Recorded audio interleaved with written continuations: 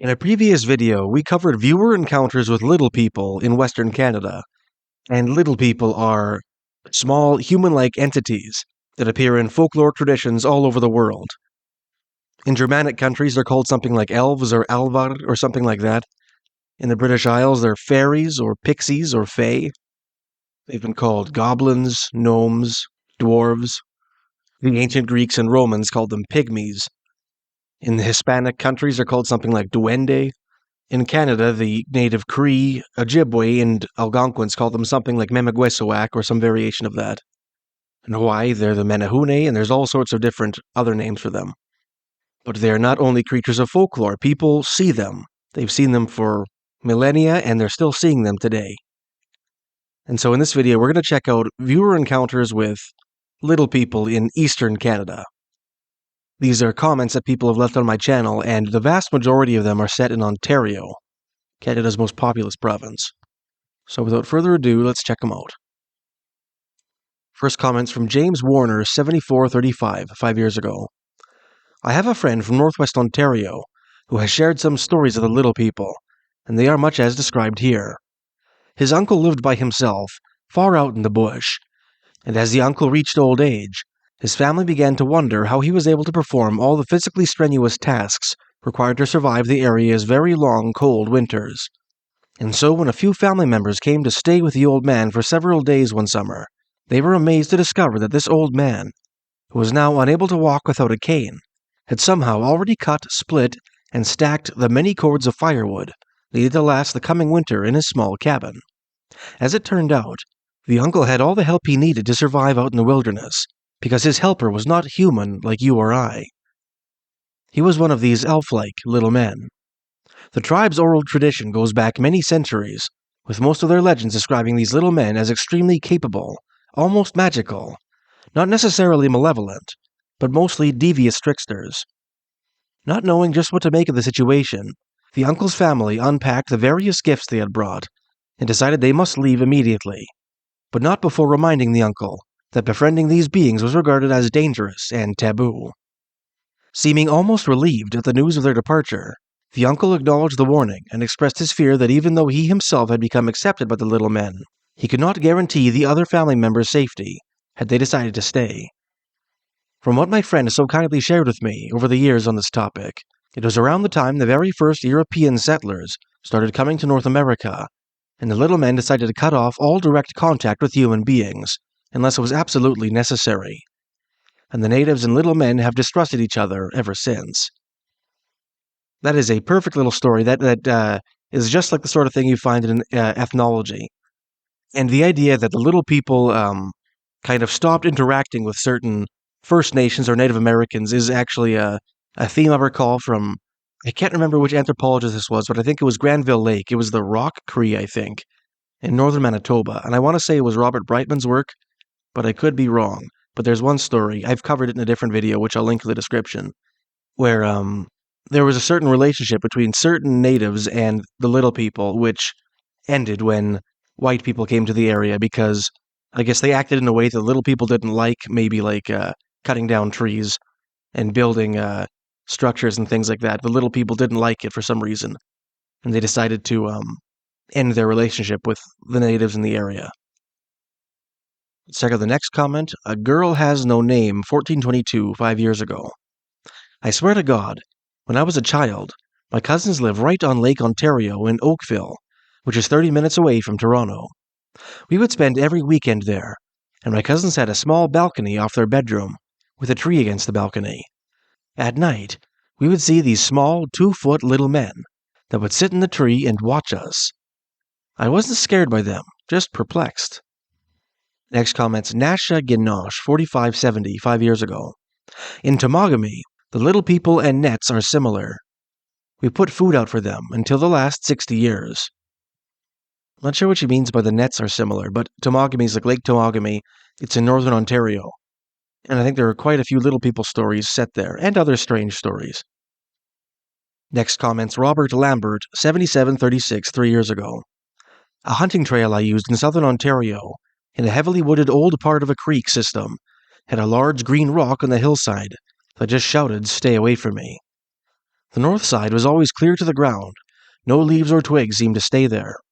I would always stop there for a smoke break before continuing on, and for some reason, I always left a couple of smokes at the base of the rock. I never felt threatened there, just watched. I also noticed the small game trails that were everywhere else didn't seem to go within 100 yards of that rock. I always felt little people were there or something, with a keen understanding. I had no basis for it, I just felt that way. I'm not sure if this guy is native, but the practice of leaving tobacco for the little people is an ancient practice that I know for sure, like various Anishinaabe tribes did it, the Algonquins, the Cree, the Ojibwe, and I wouldn't be surprised if other nations did it too. A lot of times they would leave like tobacco at certain cliffs that the little people were supposed to live in, and the purpose was they thought that these little people, these little sprites, could control the weather on the water, and they wanted to have a safe journey. And so that's usually what the offerings were for. Next comment, Spencore 3 years ago. Thank you for making this video. It was incredibly informative and fascinating. I live in the southern city of Mississauga, Ontario, in Canada. We have a river here called the Credit River. It is an Ojibwe ceremonial site and old hunting ground.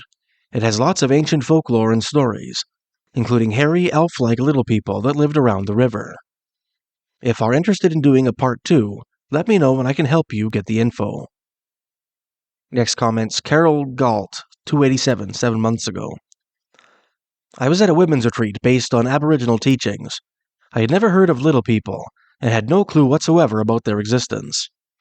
Our last night there, while in a very powerful sweat lodge, I saw a little man at the entrance of the eastern side of the lodge. I saw him several times. The following day I was sharing my experience, as most of us do afterwards. Other women overheard me talking about my vision. Many women gathered around me, saying that I was blessed because of the little man that I saw. Most of them knew that little people exist, and they ranted and raved about how blessed I was, and how lucky I was to have had such a great experience. Thus my introduction to little people. Wow, isn't that something? So she saw one during a sweat lodge ceremony. Interesting, I've never heard of a story like that before. Next commenter is discovering Sasquatch cryptid 8973 1 year ago. A very nice commenter. She's left some very kind comments on my channel before. The little people are still in southern Ontario, Canada. I have personally captured them on film. No legend, they really do exist. There are many other cryptids here, including several that most are familiar with today. This is truth, because the structures they create and the beings themselves are being documented on film. Next comments, Jade Moon 7938 3 years ago. We have little people in my culture, the Anishinaabeg. We call them Bagwajwi Anishinaabe, or Bagwajwi Nini. The story is basically they were Anishinaabeg, but got lost and almost died. So they were turned into spirits, and now live happily in the forests, usually just outside human settlements. So they're people, but also something else. They look just like us, but they appear tiny, less than 6 inches tall, like someone shrunk them. We also have Memegwansawag. The Memegwans is a tiny spirit who is afraid of adults but likes kids. They appear as little people too, but they were never Anishinaabeg. They've always been non-corporeal. These aren't European adoptions. They're part of our oral tradition, and early colonizers took these stories down, before we learned about fairies, elves, and leprechauns, etc. So she's making a distinction here between something else. The Memegwesawak is something I've covered a few times before. They're little hairy sprites that live in cliffs, and they're associated with water. But she's making a distinction between that and something she's calling the Bagwajwinini, which is people that got lost in the woods and became little spirits there. So that's interesting. So many of the little people stories from all over the world talk about how the little people will lure people into the woods, trap them there through deception, and then the people will eventually become like the little people themselves, which kind of accords with this Bagwajwinini story. Okay, let's go to the next one. Straw Jam 59 2 years ago. 1971, 15 miles south of Elsas, Ontario, on the Nemegosenda River, I saw one of these little things. I was 12 years old. I was real close to it. I'll never forget its face and the way it looked at me. It's a man of some sort, just different from us. I'm approaching 64 now, and sometimes think I just dreamed that day. I wish that were true. Great channel you have, by the way. Thank you. Let's check out Elsas, Ontario, because I don't know where that is. Okay, it looks fairly remote. It's deep in northern Ontario, kind of right smack in the middle of these two big highways by which you can travel from Ontario to the western provinces, which is, I guess, prime Memaguesoak territory, according to the local natives, I'm sure. Next comment's from Bread Toasted, 2269, 10 months ago. I believe I had an encounter with small people a few years ago, but I never saw them, just heard them. This happened on the res here in Canada, Ontario. Me and my cousin went for a drive one night, and just outside my town, my cousin glimpsed a small fire just a little way into the bushes, so she stopped and parked on the side of the road. I stepped out of the vehicle, and yes, she was right. There was a fire lit in the bushes. I walked into the bushes, and when I finally reached the fire, it was a single log in a small clearing in the bushes. Only the full moon lit my path. I stood over the log, which was burning, and suddenly I heard what sounded like children laughing, but it sounded small. I immediately stomped the fire out with my boots, and yelled to the children not to play with fire, and that it was dangerous, and they should go home. Suddenly the fire was extinguished, and I lost the trail, and the moonlight seemed to disappear. I was deeper in the bushes, and it was pitch dark, and I heard my cousin honking the vehicle horns, and I followed the sound all the while I would hear laughter, which sounded like kids. I eventually saw the headlights from the vehicle, and my cousin calling my name. I made it back, and my cousin looked scared white. She lost me, she would later tell me. Wow, that's a crazy story. So that reminds me of, in the previous video on Western Canada stories, somebody had a very similar story about seeing like a tiny little fire flickering in the bushes that didn't spread to the surrounding foliage. It just kind of stayed there, amazingly. So this sounds very similar. And what it reminds me so much of is, there's stories of the Wills of the Wisp. Another one of these universal folk tales. People will see weird lights in the wilderness, and they'll follow them, and the lights seem to lead them astray, and then they'll go out, and leaving the people in darkness in maybe a very dangerous area where it's difficult to get back, always at nighttime. And these are associated with fairy stories. But in this case, the will-o'-the-wisp is literally a fire, a physical fire burning in the woods. Very, very interesting story. If you'd like to watch this video without ads, please consider becoming a member of this channel and watching the ads-free version instead. You can do this on your phone or desktop by clicking the picture of my face and then clicking the join button to the right of the subscribe button. Since times are tough, I've decided to add a lower membership tier, which will give you access to my members-only videos for only $1 Canadian per month, or about 72 American cents. Sorry for the interruption, and enjoy the video. Next comment's Rob Comrie, 6186, 7 months ago. You don't have to go that far north to encounter little people. I have them on my land in southern Ontario. In the past, anytime I was cutting wood or clearing deadfalls on my land, and put my saw down to take a break, when I came back it would never start. Same with my tractor. So now when I do any cutting, I always leave a sugar cube or pipe tobacco, and guess what? No more problems. I told my young nephew about them, and he thought I was nuts until he encountered them. You can hear them singing, and when you approach the bus line, it stops. I told him they are trying to lure him into the woods, and not to enter unless he is with me. Needless to say, he is now a believer. Interesting, so this is a little person that lives on somebody's rural property, which reminds you a bit of the Lutah French-Canadian tradition, and the dwarves of Kashubian Canadian tradition in the Madawaska Highlands, that are supposed to be little, resident entities on, farms. And I think that's same with the Huldafolk in New Iceland. Next comment's Thomas Lietzau, 2813, 1 year ago. I was on a fire crew, fighting a forest fire west of Hudson Bay in Ontario, when we, the fire crew, encountered a tribe or village of what we called dirty little children, because that is what they looked like. They wore what looked like primitive Native American/Indian leather/buckskin outfits. They asked us what we were doing there. We responded, fighting the forest fire. They asked us if we needed anything for fighting the fire. I told them no. We were already being paid. They thanked us for our help, and then disappeared back into the forest. I asked my crew if they had just saw what had happened. Yes, they all had. That was the weirdest thing, and I still think about it 40-plus years later. Wow, interesting. Next comment's Christabella WWMS 2 years ago. In Picton Heights, my husband goes for night walks, and he just told me like a week ago he had seen a tiny little man run by fast as if it was gray, and he couldn't see a face. We were talking around 3 a.m. He told me about it, and I said, okay, weird. But then I saw this video, and I'm pretty surprised it is a thing. My husband is Indigenous. Makes you wonder, where is Picton Heights? Okay, looks like a little place, like a town on near the northeastern shores of Lake Ontario. Not too far from Kingston, but on this kind of peninsula here.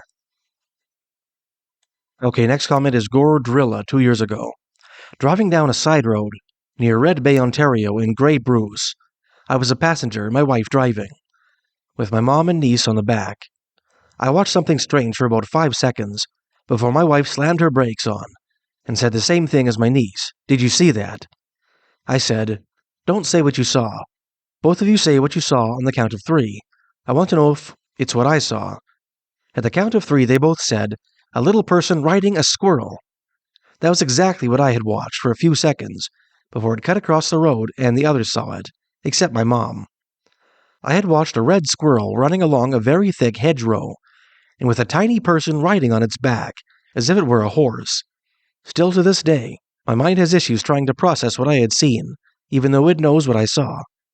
I spoke to a local elder and told him what had happened.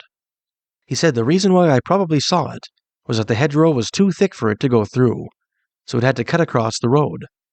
Absolutely wild. That's the first time I've heard of a little person riding a squirrel, but the French Canadians say that the louton, the little goblin that haunts farms, will take their horses out at night and ride them, and then return them all lathered in a sweat with little tiny braids in their manes and tails. But it's the first story I've heard about one riding a squirrel. Next comment's Ironwood Log Project 2 years ago. Interesting video. The only place where I saw a little man clear as day for a few seconds was on the southern outskirts of Algonquin Park, Ontario, back in 1986. He was only 6 inches tall, wore colorful garments and a pointed hat. He ran up to the long branch of a huge ironwood for 3 to 4 seconds, before disappearing in a flash of colorful rainbow sparks when he reached the tip of the branch. Then in 2016, a similar small man about the same size appeared next to me on a photo while doing an opening ceremony. He was wearing a white shirt. According to numerous sources, there seems to be different types of various sizes. The Algonquin call them Anishinaabeg, while the Mi'kmaw know them as the Maga, and different stories describe them of different sizes. They say the first inhabitants made agreements with the little people concerning the caretaking of the forest and of its resources. So I'll say that the description of it wearing colorful garments and a pointed hat definitely accords with a lot of the European little people stories. Most of the native stories that I've heard describe them as wearing, skins, like buckskins, or tanned hides or something. But the colorful motley clothes and the pointed hat is definitely kind of a pan-European thing. Next comment, Cheryl Yurkowski, 2021, 1 year ago. I am an Anishinaabeg. Something really trippy happened with this video when I overheard my boyfriend watching it. Cooking dinner in the kitchen, thought it was some video about Lord of the Rings, talking about elves and dwarves. Me and my boyfriend watch a lot of videos on the elves and the backgrounds of Silmarillion, etc. Until I heard the word Memagwesi. I came out of the kitchen, was like, whoa, I know of these oral stories. Many from my Discovering Rock Art by Thor Conway, which I obtained for a trade for Ojibwe Sky Star Map Constellation Guidebook, an introduction to Ojibwe star knowledge at Kino Mage Wapkong. The teaching rocks are commonly known as Peterborough petroglyphs. I turned to my boyfriend and said to him, a story I haven't shared with too many people in my life because I always thought they'd think it was made up or that I was crazy. When I was around 6 to 7 years old, my sister and I used to go up to Riviera Park in Lindsay, Ontario. It's a park that's on Scugog River. There are short trails all through the small woods there.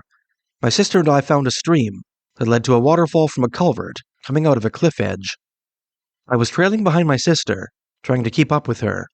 I looked down at the ground and saw a tiny little ladder made out of twigs, It looked like a tiny little fairy ladder. I went to get my sister and bring her back to show her it, but when I did, it was gone.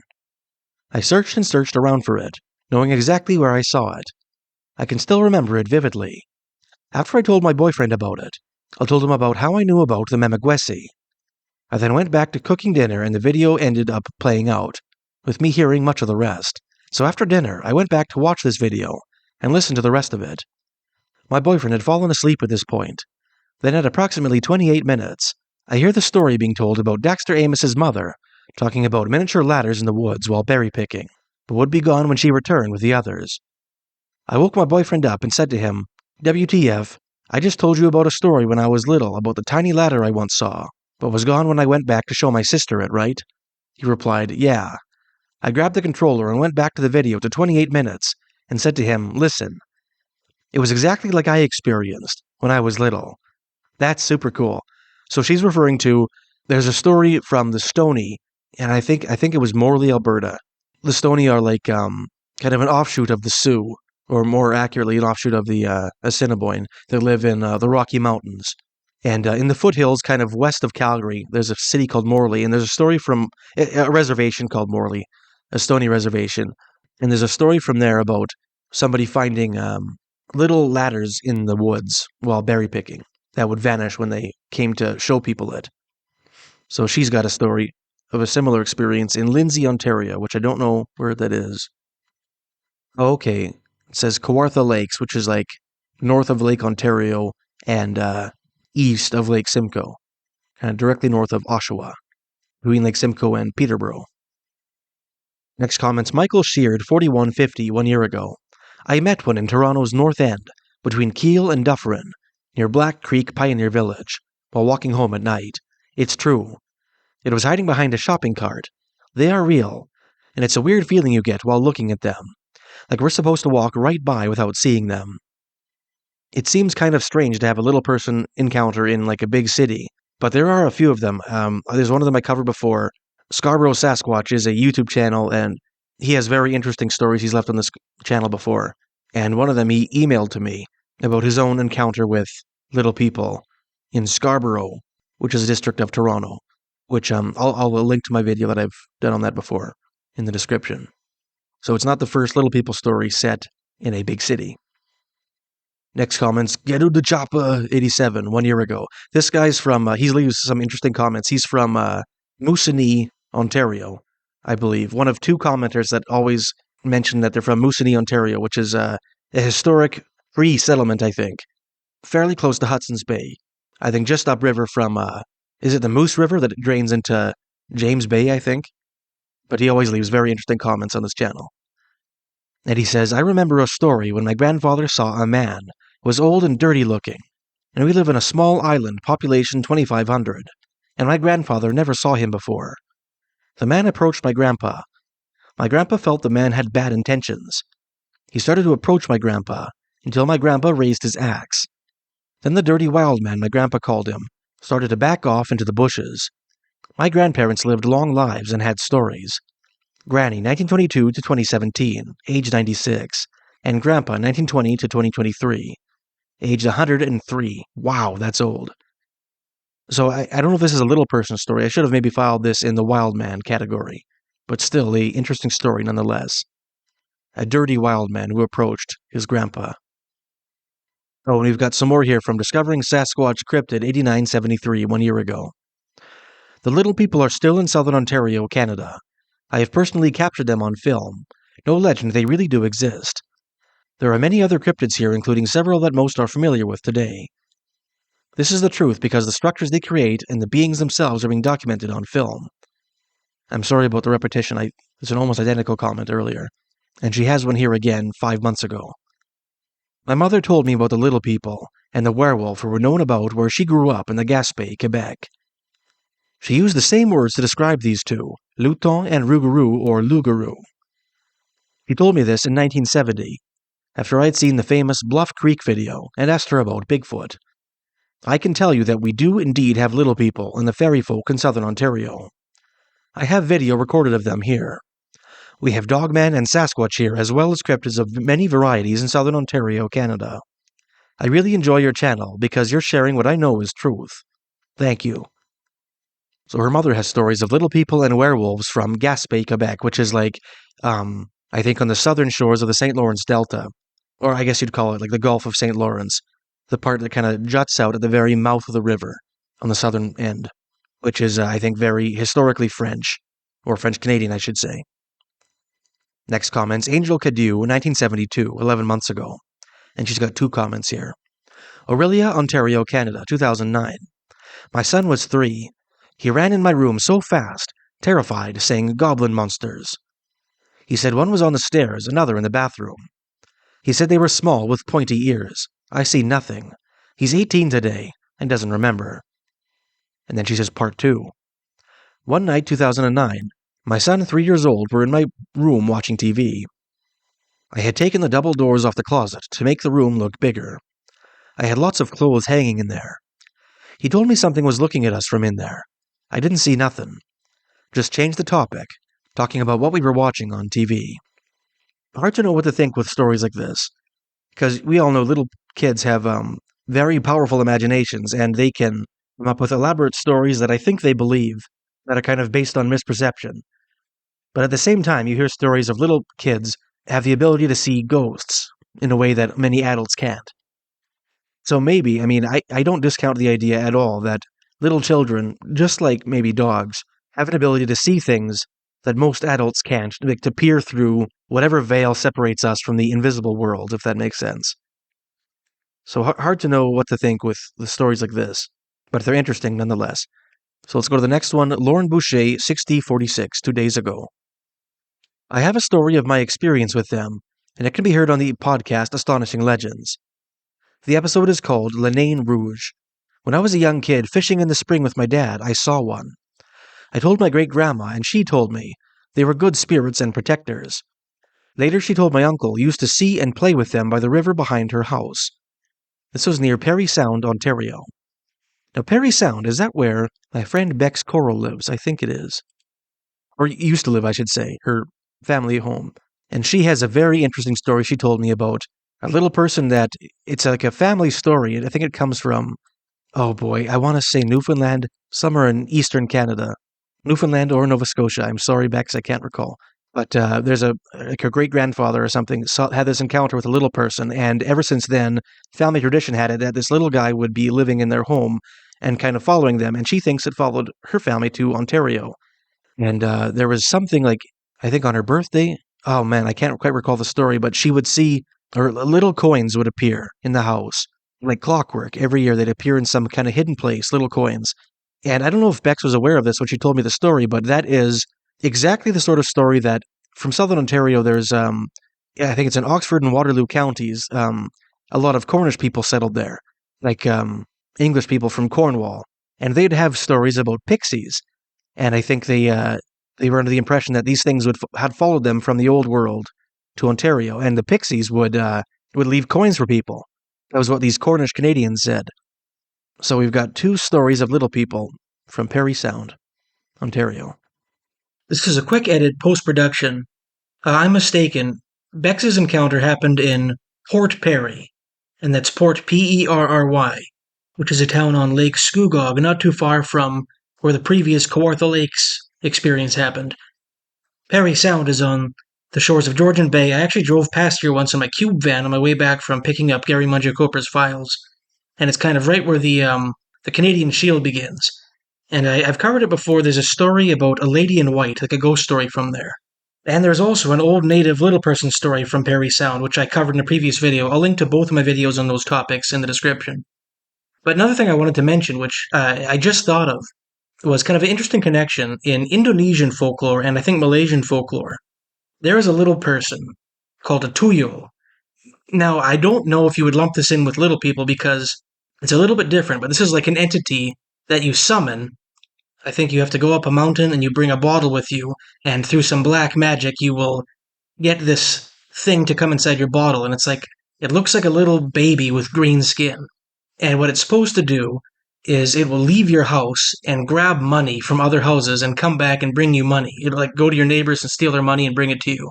And in return, it's going to suckle on the teat if you're a woman, on yours, or if you're a man, the closest woman in your life, like your wife or your mother maybe, or your sister, and instead of drinking milk, it'll drink blood. And what happens is the person to whom this happens will kind of become very skinny, and if this goes on indefinitely, they're going to die. So that's the price paid for having a tool you'll come and steal your money. Anyway, just an interesting connection. Next comments Thomas Lietzau, 2813. Oh, this is the guy before who had seen the little dirty children while fighting a forest fire. So let's read it again here. This is a new comment. I was on a fire crew west of the southern tip of Hudson Bay back in the 1990s when we meet up with little people. They wore old-style Native American dress. We told they were there to stop the forest fire heading this way. They asked if we needed anything.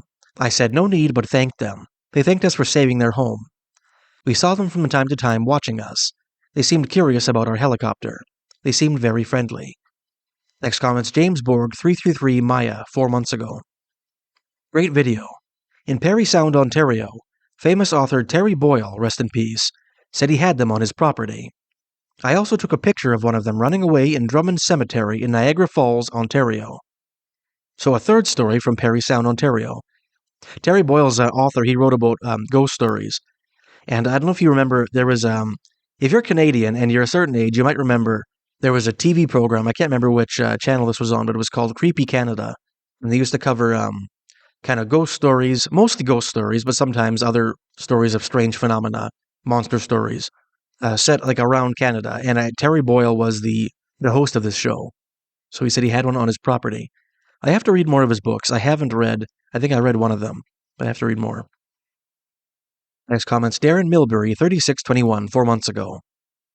I'm on the Atikamekseng Anishinaabeg Reserve, and I was told that there are some here too on the reserve. Okay, where's this? Okay, north of Lake Huron, fairly close, very close to Sudbury. Next comments Canadian Shuffle, 5 months ago. I remember playing with them as a kid in southern Ontario forest. We were climbing up hills covered in roots, and laughing the entire time. They disappeared when the sun started to set. And that's a theme you hear sometimes, like they play with little children. Next comments Yannick Bellinger, 8951, 5 months ago. Outside the village of Radisson in northern Quebec, in the woods as a child, I found a tiny house.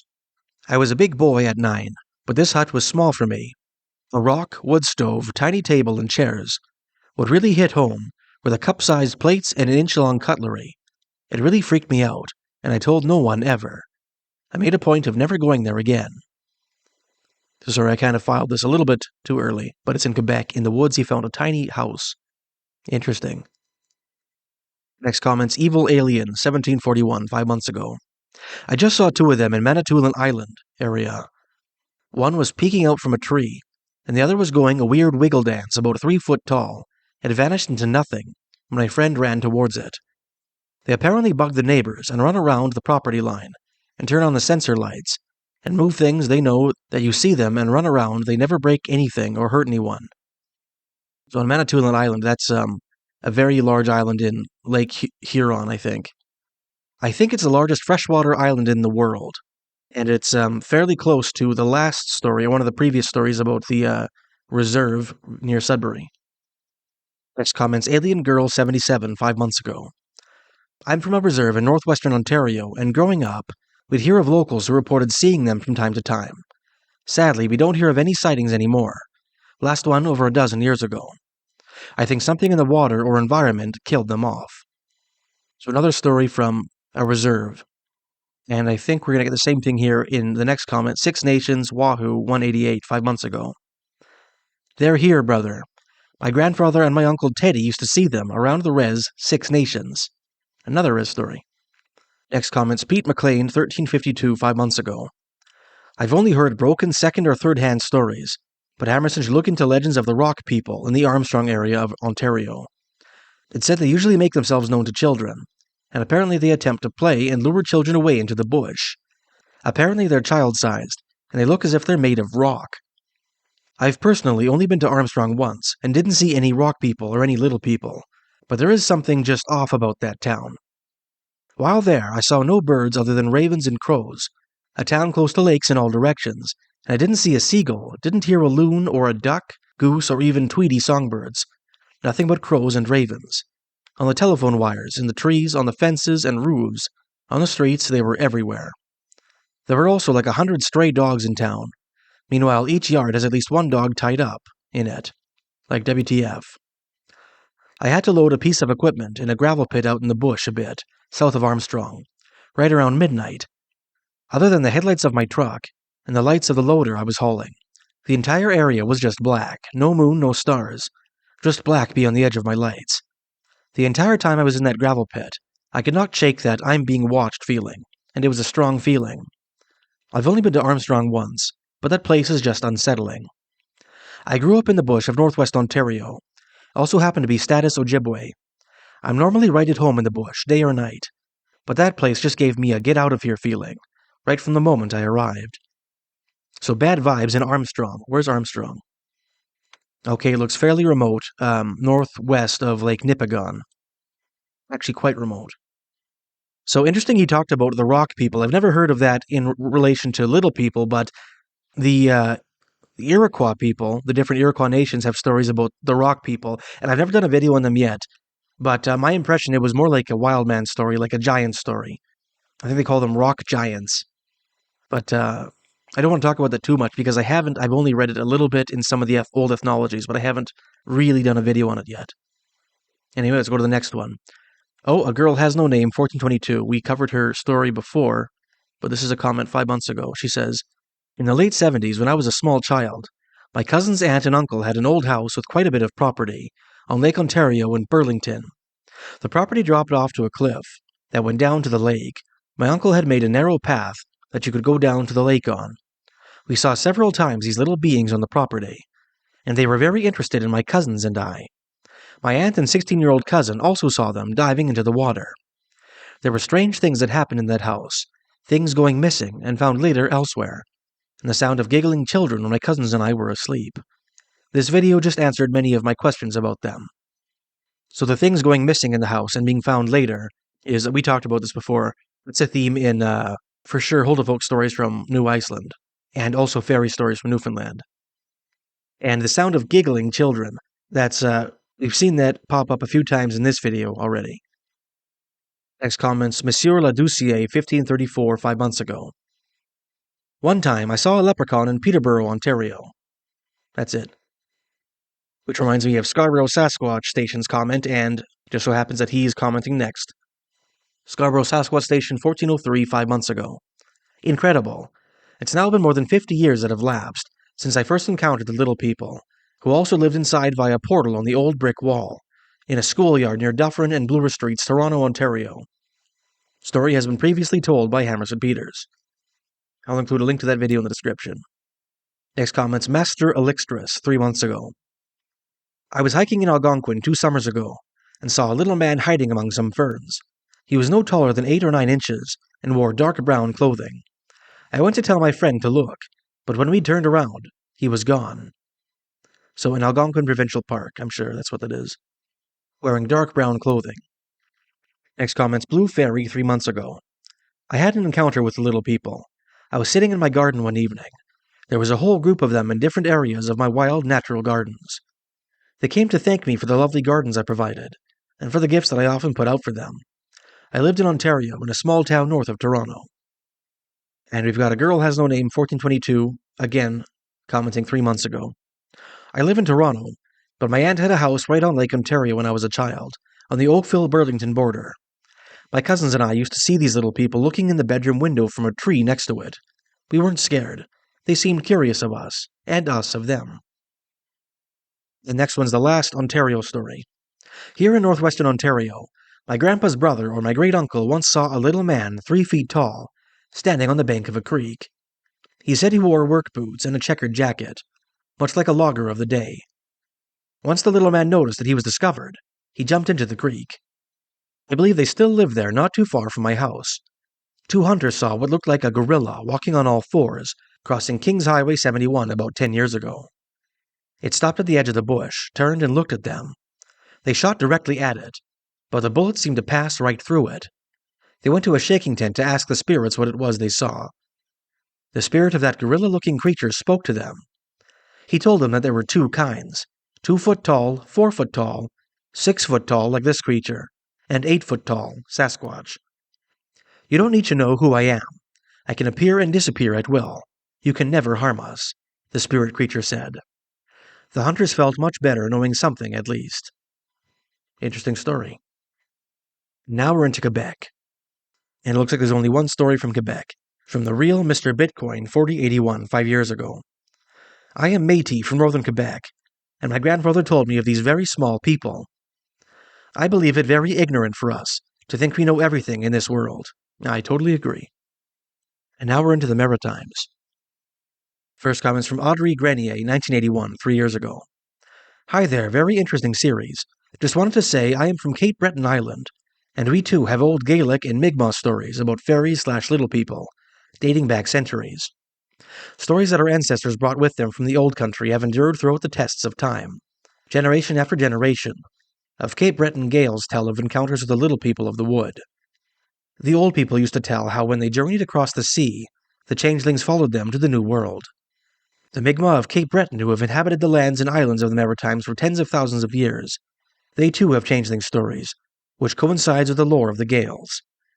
It seems these two cultures share a great deal in common concerning folklore and legends. Anyway, I love your channel, and hope you continue your interesting content. So Cape Breton Island is, it's like a very large island north of Nova Scotia. It's in Nova Scotia, it's part of Nova Scotia, but it's north of the Nova Scotian Peninsula. Fairly rugged, covered with trees, and it has the Cape Breton Highlands and a big lake called Brador Lake. And Audrey's saying how the local Gaelic legends and the Mi'kmaw legends kind of mesh. And that's something I found too. These little people stories, no matter their origin, are very similar, eerily similar. Next comments, Masaha Ru Morimoto, 4761, 3 years ago. Yo, Grandma told me stories about the little people of PEI, Prince Edward Island. We are from Cape Breton area, and I totally remember thinking the little people were real. Every summer we went to Rainbow Valley, and of course camped in the 1980s. I tried to sneak out of the tent and look for little people. So I don't know where Rainbow Valley is. Let me check it out. Okay, looks like it's from Prince Edward Island, from Cavendish. The author Louis Maud Montgomery, I think, based her Avonlea, which is the setting of her famous book, Anne of Green Gables, on Cavendish. And if you go there, there's the Anne of Green Gables house and some of the, like the Haunted Wood, some of the things from the Anne of Green Gables books. But Prince Edward Island has both Mi'kmaw and, I guess you'd call it like Euro-Canadian stories of little people. I've covered them in my documentary on the legends of PEI, and I'll link to that in the description. Next comments, JF Kelly, 506, 1 year ago. Hanging out with Mi'kmaw natives, they seem to describe the little people as sort of custodians of the forest. Cheers from New Brunswick. Next comments, Madison Morel, 4336, 1 year ago. Hello from New Brunswick, Canada. My grandfather is from Newfoundland, and he told me when we would walk back to his house from his grandmother's, she would make him take a piece of bread in his pocket to protect him from the fairies. Those traditions have continued on. There's no place I'd rather be. That is a very common theme in Newfoundland fairy stories. They say that if you want to protect yourself from a fairy, you keep a piece of bread in your pocket, and if they ever bother you, you just chuck it at them, and they'll leave you alone. Oh, here's another comment from Audrey Grenier, 1981, 1 year ago. I love your little people videos. The topic is so interesting. I'm from Cape Breton, and fondly remember listening to the stories told in Gaelic and Acadian French of the Fae of Nova Scotia, and how they followed our people here from the old country. So thank you for the content. Next comment's 420 YOLO Swag for Jesus, 1 year ago. Wiklat Mooj, the little people in Mi'kmaw. Cool video. Next comment's Mi'kmaw Empress, Kuju, 85, 1 year ago. Born and raised in Mi'kmaw here. Other Mi'kmaw communities call my community Land of the Little People. I remember when I was really little, I would see them. When I tried telling an adult, they'd say that I had a big imagination. But then when I was 8 to 10 years old, I started learning about them in Eskasani. But when I went back home, I never saw them again. Not that I recall, anyways. Next one's Tal Boner, 1 year ago. In Mi'kmaw, we call them Buglat Mooj. So a few different names for them in Mi'kmaw. I should have explained, Mi'kmaw are a First Nation from the Maritimes, from New Brunswick, Nova Scotia, and Prince Edward Island. And Oh, Mi'kmaw Empress Kiju85 has another comment 5 months ago. Over here in Mi'kmaki. Oh, sorry, I must have pronounced that wrong in the other video. It sounds like a settlement or something. Us Mi'kmaw also have stories of legends of the little people. Wutalatmu is what we call them in our language. Spelling may not be right. Okay, so that's interesting. Just compare that with the previous comment, Buglatmuj and Wutulatmu. It sounds similar. And there's many stories of them braiding the hairs of horses, and sometimes the people. My people are called People of the Dawn, but my community is known for short people. It's kind of funny. My children are not short, but I am. And now we're going to Newfoundland, which I think is the last section that I've covered here. Newfoundland has tons of fairy stories, but strangely, I just have 2 comments here that I've on my channel about Newfoundland fairy encounters. But let's take a look. First comment's Earthbound 369 3 years ago. I spent a summer in Newfoundland with my girlfriend, who was from there. We were blueberry picking, when she told me the story of her great aunt, who went blueberry picking after twilight. Never go out at twilight. Sometime in the 1940s. She didn't come home for 2 nights. Couldn't explain what happened. She remained distracted and simple-like for the rest of her life. Oh, and her hair turned white. Her family was firmly convinced the fairies took her. Even my girlfriend, who I met at college, had her doubts. So that is a completely classic fairy story from Newfoundland. Going berry picking at twilight, being captured by the little people for a couple nights, coming back, and being fundamentally changed for the worse, mentally, and having her hair turned white. These are all, it's like somebody took all the common themes from Newfoundland fairy stories and put them into one story, but I'm not saying I don't believe this story at all. It's just a classic, quintessential Newfoundland fairy story, which is super cool, especially to hear from somebody who's not from Newfoundland. Last story is a local cryptid 2 years ago. 2 years late on this, but hello, I'm from the Labrador portion of Newfoundland and Labrador. So the Labrador portion is on the mainland. My grandmother always told me about the fairies back home, sometimes appearing as black-eyed children. And if you were unlucky, you would be fairy blasted. The end result of a fairy blast is a gaping wound where the attack landed, and instead of blood, sewing supplies, needles, thread, thimbles, etc., would pour out. Of course, you could avoid this by carrying bread, which seems to be the general consensus across the province. So fairy blast, this is something I want to do a video on sometime, because it's one of those weird universal folk tales where other traditions have stories of something similar, but they attribute it to something different. So a fairy blast in Newfoundland fairy lore is somebody will go into like a marsh or something, or a berry patch, and they think that fairies will shoot them with like an arrow or something. And they'll develop this kind of lump on their skin, and like the guy said, instead of normal things coming out of it, he says it'll be sewing supplies like needles, thread, thimbles. I've read that sometimes grass will come out, sometimes feathers will come out, twigs, stuff like that has no business being inside your body will come out of this kind of lump. And if you have a fairy blast, sometimes it'll cause mental problems as well. But there are other kind of very similar stories, I think, in native legend. And one of these days, if I get the chance, I want to do a video kind of comparing the different stories that are so similar. And I think that's the end of it. So we've covered the entire country, little people stories from across Canada. So I hope you enjoyed the video, and I'll see you in the next one.